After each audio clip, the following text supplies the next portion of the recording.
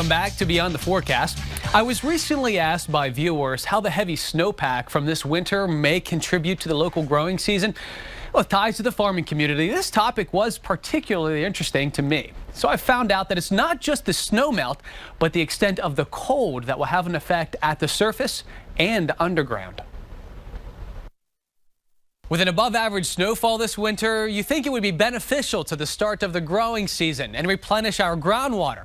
But the Arctic air we experienced in January managed to freeze several feet of the ground before the snow arrived. As a result, the majority of our snowmelt ended up in our streams and rivers. Only a fraction of the snowmelt was absorbed in the surface layer. And as we continue to thaw under the subsurface, our soil moisture index is showing much of the eastern United States in line with the soil moisture climatology for the start of spring. A view of the drought monitor will show that we bounced back from the dry spell of late last summer. This image was taken from last September when several counties were experiencing abnormally dry conditions. Soil moisture and rainfall are important as we move into the growing season, but air temperature and soil temperature are equally important. In fact, soil temperature is one of the most important conditions for proper seed germination and crop yields. There are many fruits and vegetables that require warmer soil temperatures to germinate. Planting too early can also produce smaller yields. I know many of us are eager to get outdoors after a long and snowy winter, but don't rush into the growing season, especially with the sluggish, cool start we are experiencing this spring. Fortunately, there are certain garden crops that prefer cooler conditions. Vegetables such as onions, potatoes, peas, lettuce, and spinach thrive better before the heat of the summer arrives and can tolerate soil temperatures around 40 degrees.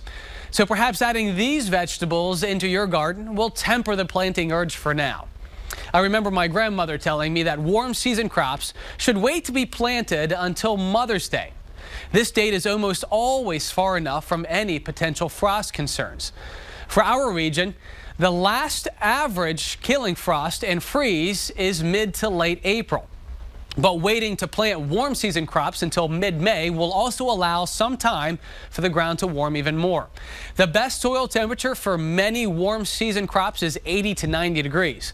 But in order to have a yield during our growing season, most garden crops can germinate in somewhat cooler soils.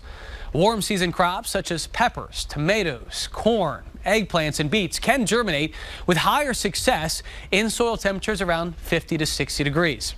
Other crops like beans, cucumbers, cantaloupe, pumpkins, and watermelon germinate with higher success with soil temperatures between 60 and 70 degrees. We may have a cool start to our spring, but climatology will eventually win and we'll have more 60-degree days in April. So go ahead and start planning and planting your garden, but remember that air temperature and soil temperature play a big part in a successful garden. And it looks like moving ahead to our first week of April, we do have high temperatures in the 50s and 60s. So hopefully we finally get a break and we can remove ourselves from winter's grip. Let's send it over to Brett. All right. Thank you so much, Eric. And speaking of gardening, get ready for some coming up. Kathy Coral shows me how to plant the perfect spring garden. And as Eric knows, I rarely like to get my hands dirty, so this could be interesting. Also, what would a show be about weather without Mr. Dan Tomaso? He looks ahead to spring and what we can expect this season. You're watching Beyond the Forecast.